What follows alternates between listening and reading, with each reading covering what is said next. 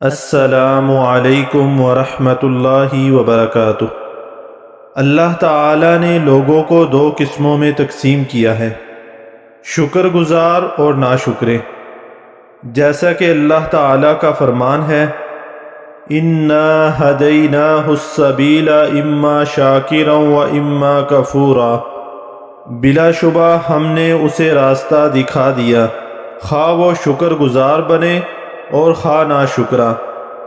اور اللہ تعالیٰ نے اپنے شکر گزار بندوں کو بہترین بدلہ دینے کا وعدہ فرمایا ہے۔ فرمان الہی ہے، وَسَنَجْزِي الشَّاكِرِينَ، اور ہم شکر کرنے والوں کو جلد جزا دیں گے۔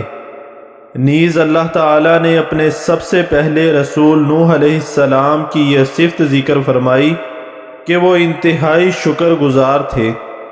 فرمان الہی ہے، اِنَّهُ كَانَ عَبْدًا شَكُورًا، بے شک وہ بہت شکر گزار بندہ تھا۔ اسی طرح اپنے خلیل ابراہیم علیہ السلام کی دیگر کئی صفات میں سے ایک صفت یہ بھی ذکر فرمائی ہے کہ وہ اپنے رب تعالیٰ کی نعمتوں کا شکر بجا لاتے تھے۔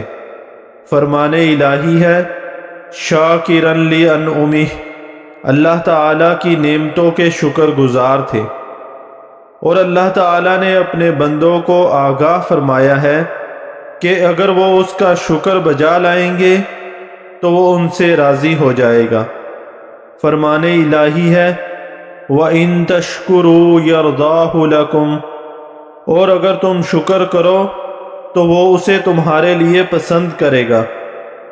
اور اس کے مقابلے میں ناشکری ہے جسے اللہ تعالیٰ اپنے بندوں کے لیے پسند نہیں کرتا۔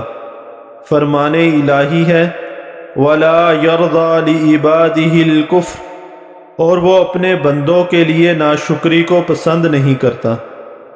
اللہ تعالیٰ سے دعا ہے کہ اللہ تعالیٰ ہمیں اپنا شکر گزار بندہ بنائے۔ آمین ثم آمین۔